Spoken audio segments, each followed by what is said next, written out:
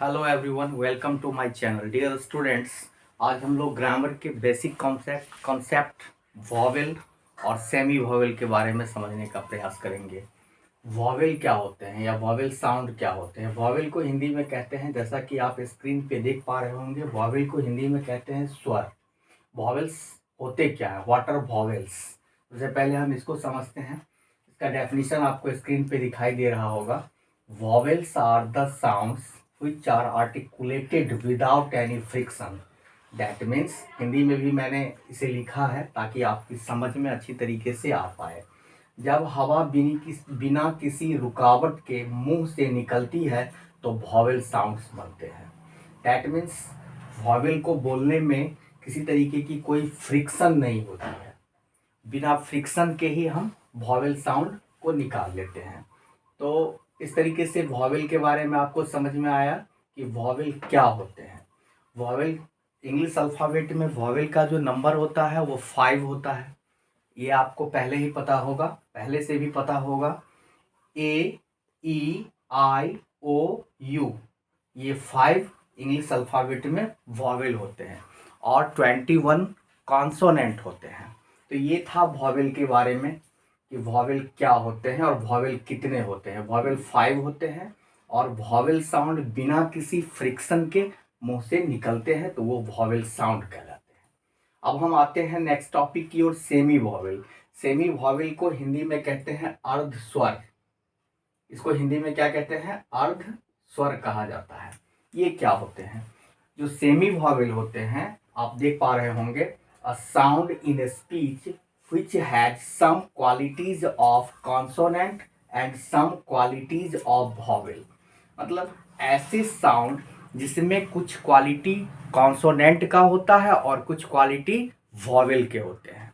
तो ये दोनों प्रकार के साउंड प्रोड्यूस करते हैं। कुछ कॉन्सोनेंट का क्वालिटी इनमें होता है और कुछ वॉवेल के क्वालिटीज इनमें होते हैं। इनका नंबर 2 होता है, W और Y। ये दोनों सेमी वॉवेल कहलाते हैं। W और Y को हम सेमी वॉवेल कहते हैं। बहुत सारे स्टूडेंट्स को कन्फ्यूजन होता है कि सेमी वॉवेल क्या होते हैं, तो मैंने आपको बताने का प्रयास किया है। W और Y को सेमी वॉवेल कहते हैं। अब कुछ इसके जो कंसेप्ट है, इसको मैंने रेड से लिखा है स्टार डाल करके। तो समझने की ज़रूरत है कि कब W और Y कॉन्सोनेंट हो जाते हैं और कब ये वॉवेल कहलाते हैं।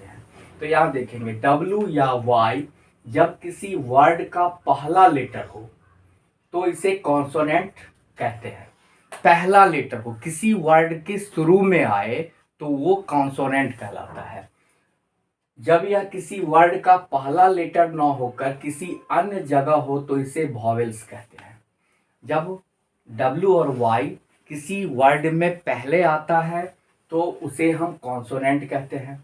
जब ये किसी वर्ड में पहले न आकर के किसी अन्य जगह पे आता है तो उसे हम वॉवेल्स कहते हैं। एग्जाम्पल आपके सामने नीचे दिखाई दे रहा होगा। जैसे यहाँ आप समझने का प्रयास करेंगे, एग्जाम्पल से वॉक मैंने लिखा है। वॉक में W जो है वो इस वर्ड में पहले आया हुआ है, तो यहाँ ये क्या होगा? कॉन्सोनेंट साउंड कहलाएगा W। फिर यहाँ हम दूसरे एग्जाम्पल में देखते हैं, सौरो लिखा हुआ है। सौरो में W का जो पोजीशन है वो सबसे लास्ट में है, यानी पहले ना होकर ये लास्ट में आया है, तो यहाँ ये क्या कहलाएगा? वॉवेल साउंड कहलाएगा। इसी तरीके से आप दूसरे वर्ड्स को भी देख सकते हैं।